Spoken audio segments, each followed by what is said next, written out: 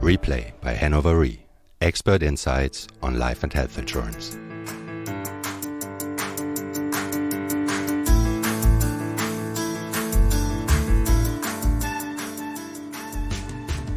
Welcome to RePlay by Hannover Re. I'm your host Susanne Loomis, and today's episode is a bit of a departure from the usual.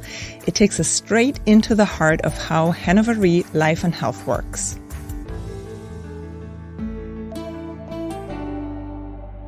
This podcast is for general information only, no professional advice, and is subject to change. You can find the full disclaimer in our show notes. Today we're joined by the two executive board members who lead Life and Health, Brona Magee and Claude Chèvre. Welcome to this episode. Hi, Susanne. Thank you, Susanne. Together you bring decades of global experience, strategic insight, of course, and a shared commitment to doing things a little differently. And today we don't just want to talk about what Hannover Re Life and Health does, we'll also talk about what makes it somewhat different and why that difference matters. It's an opportunity to understand the mindset and values that shape our partnerships. And I want to start right here. Somewhat different isn't just Hannover Re's claim, it is a mindset, and it has been for a long time. So how does that work? What is it that keeps a company somewhat different for decades? Should I start maybe? You start, Claude. You've been here for longer. For decades, as you said. I think it's a very good question because we get this question every now and then from clients, from brokers, but from analysts, investors. They exactly ask us the same. They say, how can you have this claim for decades? How can you be number 3 worldwide and still somewhat different? There's so many things that make us somewhat different from our peers. I mean, for me, I joined Hannover Re in April 2023, so still very much a Hannover Re newbie.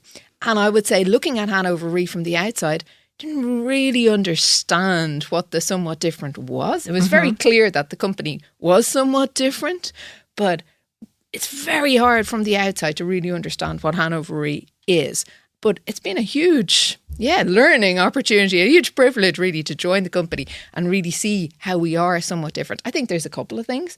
The first thing and the most obvious thing to me joining was there's absolutely no politics in Hannover Re. No politics. Pretty much everybody in Hannover Re is working for the good of Hannover Re rather than their own personal interests. Now, that doesn't mean everybody does exactly what you would expect them to do at every possible moment, but everybody acts with what they think is the best thing for Hannover Re. That is absolutely their motivation. That's a very good point. I mean, the intent is to do the best for Hannover Re, and this is very important. There is no hidden agendas.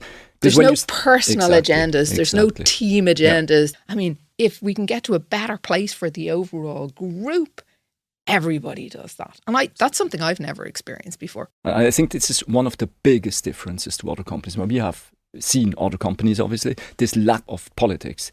This is what makes us different at the end. This is the main ingredient, I would say. But there are a few more, obviously. What else would you say?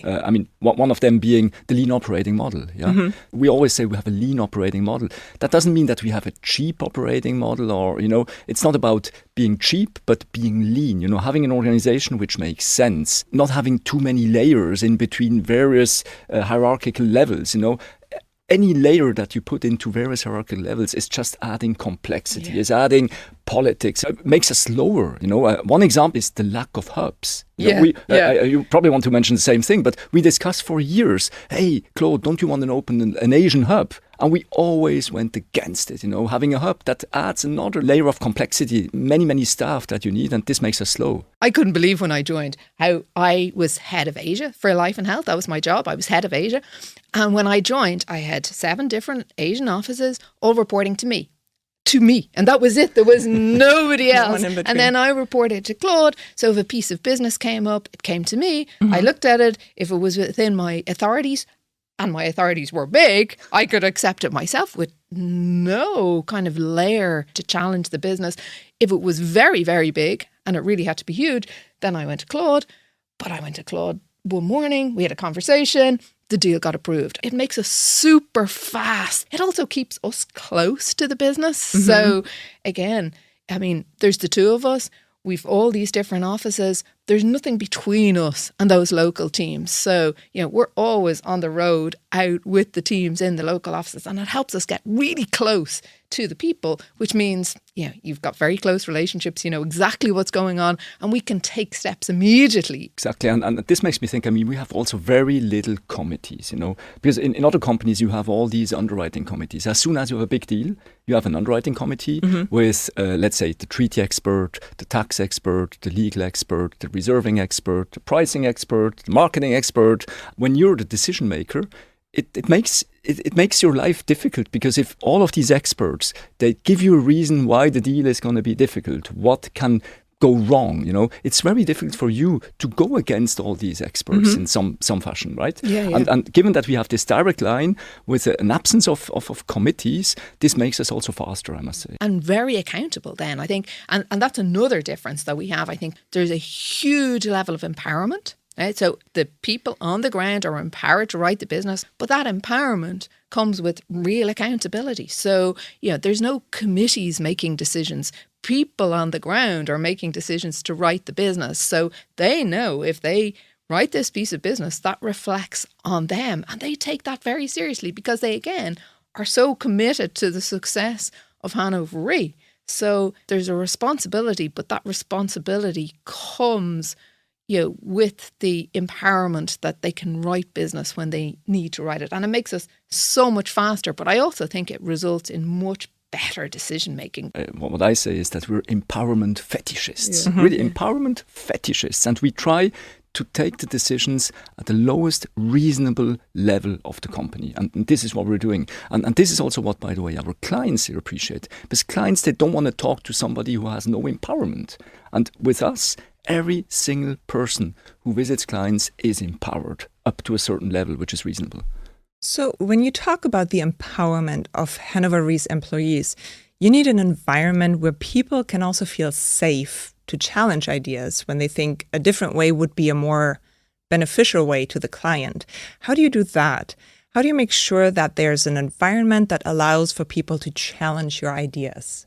I think that's where the culture is really important. And I think it's really important that people feel safe, and they do feel safe with their managers, their leaders, but also Claude and I. So, again, we're always out with the teams. There's not many layers, and there's this feeling of trust. And people know when they talk to Claude, and I've experienced this, people know when they talk to Claude that he's not out to make your life difficult. He's not out to make a problem bigger. He's out to help you. He hears, because people trust him and because people, really know that he's with them. And he's approachable. And he's approachable. And you kind of want to go to Claude with a problem, because you want his brain to be working on that, And that's a very different thing than we have in most other companies, where the last thing you want to do is go to your boss with a problem. Yeah. This goes also with empowerment, because empowerment is one thing, but when something goes wrong, we need to back the people that we have empowered. Yes, at the end, exactly. We have empowered the people. So if something goes wrong, we need to back the people, and we try to make the problems smaller rather than bigger. And this is the point. And this goes also with some things like no finger pointing. There is a problem arriving. Okay, we have a problem. Let's solve it. Let's make it smaller. So you make errors, and that's okay. You shouldn't make too many times the same error, obviously. But there is one error that I don't accept, and you don't accept neither, Brona. This is the error of not asking somebody when you're not sure about something. Right. You can be empowered, but that still doesn't mean that you know everything better. So ask. And this goes then with the next thing which makes it so different, Brona, and I'm sure you want to say the same thing, right? Which is kindness, right? Exactly. Yeah. And I think that's probably, maybe, again, the biggest difference is just this culture of kindness and people being kind to each other. And that doesn't mean that they don't give feedback or they don't say when they think you're doing something wrong. In fact, it means the opposite, because it's not kind to let somebody continue on what you think is the wrong path or where you think they're going to get into trouble.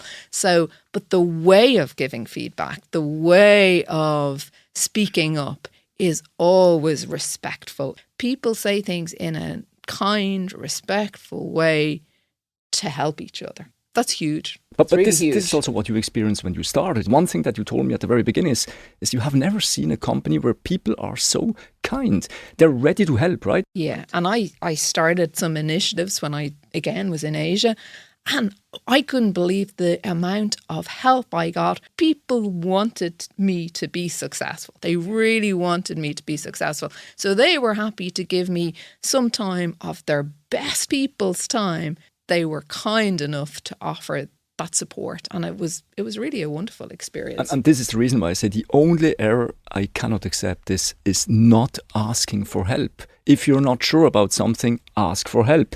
There is somebody in this company who knows. And I think the nice thing, again, about Hannover Re is that it is small enough, and it's very easy to reach out to somebody and say, can you help me with this? And if they can help you with this, they definitely will. If they can't, they tell you who can. Those informal networks, I think, are hugely powerful. They're nice, they feel good, but also they're hugely informative as well.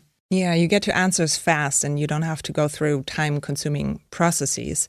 And it's also a good way to benefit locally from global knowledge. But you need to have a network and you need to work on the network. And that means a lot of effort that we expect from our guys, of course. Yeah, but it brings in a lot of value. But it does mean that you have to be a certain type of person, I think, to really thrive in Hannover Re. Yeah. And we have lots of different people, and we've obviously diversity, and we have different people with the organisation. But there are certain people who really thrive in Hannover Re, and they are people who build those networks, who assimilate the knowledge, but they assimilate the intelligence from everybody in the room.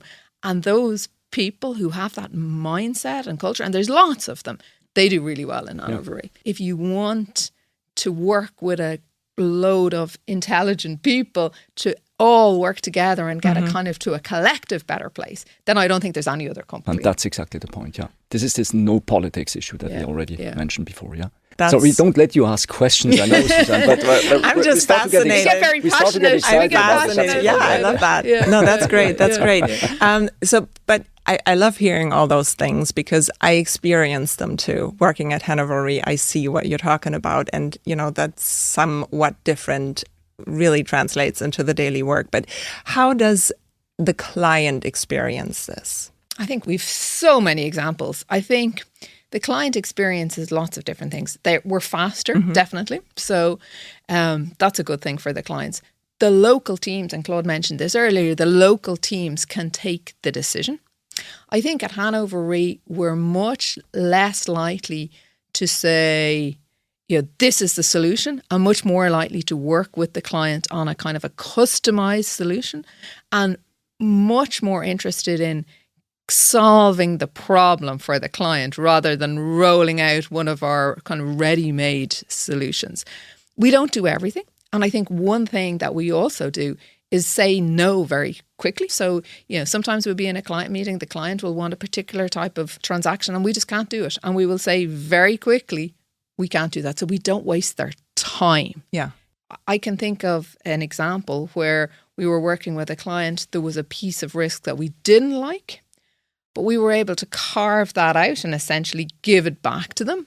But it gave them the solution that they needed. And we were able to do that very fast, very quickly, at a good price, because we were able to structure something that was exactly targeted to the problems they have. We want that every interaction with Hannover Re is a positive experience. That doesn't mean that we say yes to everything, obviously. We say no in an educated way. We explain them why, obviously. And as you said, Brona, it's very important that we don't give the client the feeling that we know everything better, that everything has been invented by ourselves. We don't know everything better. Together with the clients, we try to find a solution, work together with the client, building this trust, and make the client feel that we take him seriously and we try to solve his problem first. This is really what we try to do. And I think the clients, they get that. Yeah. They love us because of that at the end. Yeah. And I think one thing a client will never hear from Hannover Re teams is, I need to go back and talk to Hannover about that. I mean, we're allergic to that.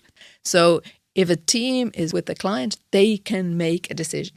If the deal is really big, they'll bring Claude or I into that conversation. The client will never hear, okay, now we have to convene an underwriting committee, and that doesn't happen. And that's, I think, really appreciated. Absolutely. It makes a big difference for clients when they're speaking directly with decision makers. There's a sense of commitment and certainty that comes with it. I think that's also one thing that clients they really love it. And if we say, yes, we can do that, then we give them a deal execution certainty. They know that we're going to execute that much faster, obviously, than some of our competitors. So that's a very important point also, that clients simply, they appreciate that, yeah.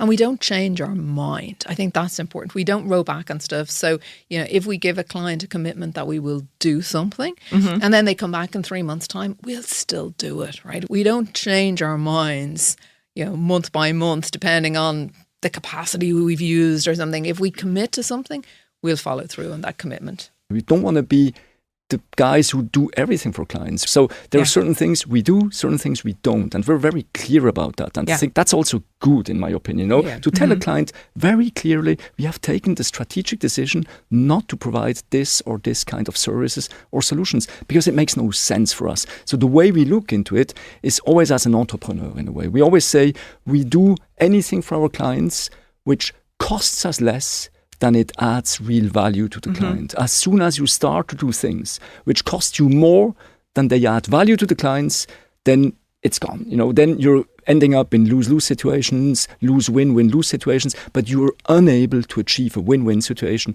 with a client. And I think that's also something which is very important. Being able to say clearly, no, we don't provide you with this, but we provide you with that. And we don't try and replicate, being everything for every client. But what we do, to Claude's point, we do really well. We respect our competitors. Yeah. These guys are good. We have been working for our competitors, right? These are good companies. There is no doubt at all. What we want to achieve is the best for our clients. And sometimes the best for a client is a solution from the competitor. That's a very honest way also to, have that relationship. And it builds trust. Have you had a situation where you needed to be very honest and upfront? Yeah, there's always situations like that. We write business with lots of clients, and sometimes we write business and, the business that we end up taking on with the client ends up being different to what we expected, right? We write with a different cohort of people than we thought we were going to end up with, and the business doesn't perform as we expected. And we have to sit down with the client and say, look, this is not going as we expect, and what actions are we going to take here? And I think those conversations are so much easier when you have that trusted relationship and the client really understands that, look, we're in this together. We all want the best for everybody. It doesn't serve anybody, including the policyholders, if business doesn't perform, because that ultimately feeds into worse pricing for everybody along the chain. So as long as the clients understand we're all motivated by the right thing, and we ultimately all want to get to a good place where we're creating value, the clients are creating value, the policyholders are getting value from their life insurance policies, because that's what they want, then I think as long as the clients can feel that alignment of interest, the conversations are just so much easier. So it's to create this symmetry with the client. That's what we try to do. Yeah. I want to go back to something that you said earlier in terms of balancing being efficient and not cutting corners. How do you decide what's a must-have and a nice-to-have? That's where you have to have the right people. The people on the ground know their business. They know what's nice to have. They know what's must-haves. And once Claude and I start interfering and micromanaging with our teams, the whole thing is lost, right? Then that's just not going to work. So we don't decide that sort of stuff. But we're very clear to people. We have a lean operating model. I actually think that lean operating model is a really good thing because it forces us to focus on the must-haves rather than the nice-to-have. Everybody knows doing their job what's a must-have and what's a nice-to-have. What we're doing, we're setting the framework. We set the framework. And the framework, in a nutshell, it says we want to increase our client's business model effectively for them and at the same time efficiently for us. Yeah. But what that means concretely for the US market, what that means for the Asian people, what that means for Africa, Europe, this is different. And this is where the empowerment gets in. Our people, they need to translate this framework and then make it work their way. Yeah. And they decide how to do that. Thank you for sharing that. And before we come to an end, is there anything else you'd like to mention? I think one thing that's really important and that we take really seriously is recruitment. because this model only works if we have the right people. Our biggest job is to make sure we have the right people in the right place. That is our job. And that's where, recruiting people, developing people, that is where we're spending an awful lot of time. We're spending tons of hours together, by the way, recruiting our managing directors, GMs. I mean, this is incredible, right? And we don't recruit anybody unless we're both convinced this person is going to be the right fit. Much to do with it all. Yeah. Because, it's not easy to be successful with Hannover Re. You need to be a certain type of person to be successful. We need people who are flexible, who run the extra mile. There's this open-mindedness. And the energy, that are somewhat different. Exactly. That's exactly it. Well, thank you. That's a great look into the mind of Hannover Re Life and Health. And it's a good point to end on because it perfectly captures the spirit of what we've been discussing. Thank you so much, Brona Magee and Claude Chèvre, for sharing not just what we do, but how we do it. Thank you very much, Suzanne. I have to say, that was really fun. I think working together with Claude is always fun. And no matter what we do, it's always fun. It's always a wild card. It's a lot of fun. Okay, so today we've heard why being somewhat different isn't just a claim. It is a mindset that shapes how people work, lead, and collaborate. Thank you for listening to RePlay by Hannover Re. And if you found this conversation helpful, don't forget to subscribe, leave us a review, and stay connected with Hannover Re on LinkedIn. Until next time.